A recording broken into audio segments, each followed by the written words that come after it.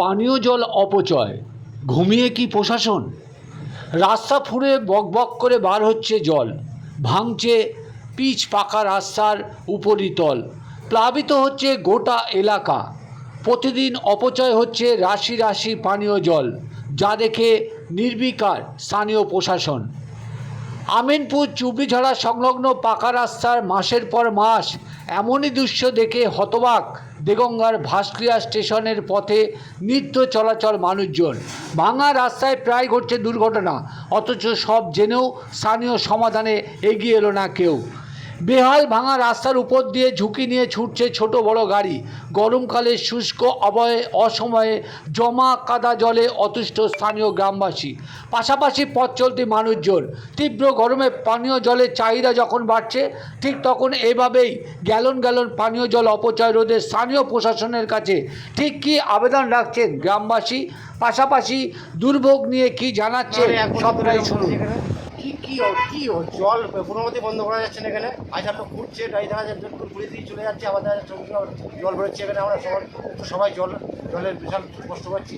এই যে জলটা বেরোনোর ফলে রাস্তা কি অবস্থা? রাস্তার অবস্থা বিশাল খারাপ, গাড়ি ঘোড়া এখানে অ্যাক্সিডেন্ট হচ্ছে সব সময়। রাস্তা দেখা যাচ্ছে সব সময় গাড়ি ঘোড়া করছে, রাস্তায় করে দেখা যায় লোকের কাছে কথা শুনতে হচ্ছে আমাদের। কিন্তু এত করে বলছি, কেউ দেখা যাচ্ছে কোনো কেউ নেই। জল যে অপচয় হচ্ছে, সেই ওইটা তো অপচয় তো অবশ্যই হচ্ছে, জল তো প্রচণ্ড অপচয় হচ্ছে। দিনবেলা জল যে অপচয় হচ্ছে সেটা তো বলে বলা যায়। রাস্তাও ভাঙছে, প্রায় লোক করছে, দেখা যাচ্ছে অ্যাক্সিডেন্ট হচ্ছে সবসময়। আমরা কতবার আমরা এই সব পাথর দিয়ে সবসময় এ করছি, পড়াতে যাচ্ছে না সবসময়। জলটা আটকাবো কী হবে? জলটা আটকাতে পারছি না কোনো মতে। আপনারা কি চাই? এবার আমরা চাচ্ছি যে এই জায়গাটা ভালোভাবে সুস্থ না হোক। আপনার নাম? আমার নাম সুন্দর সরকার।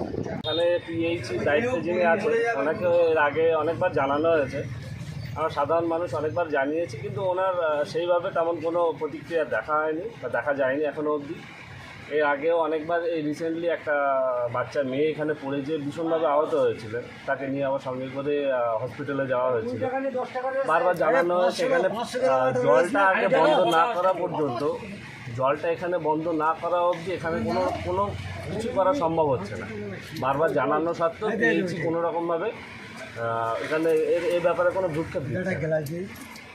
আপনারা কি চাইছেন?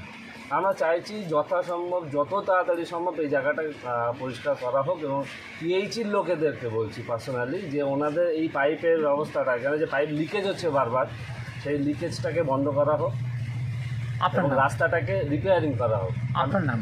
আমার নাম জাহির আহমেদ।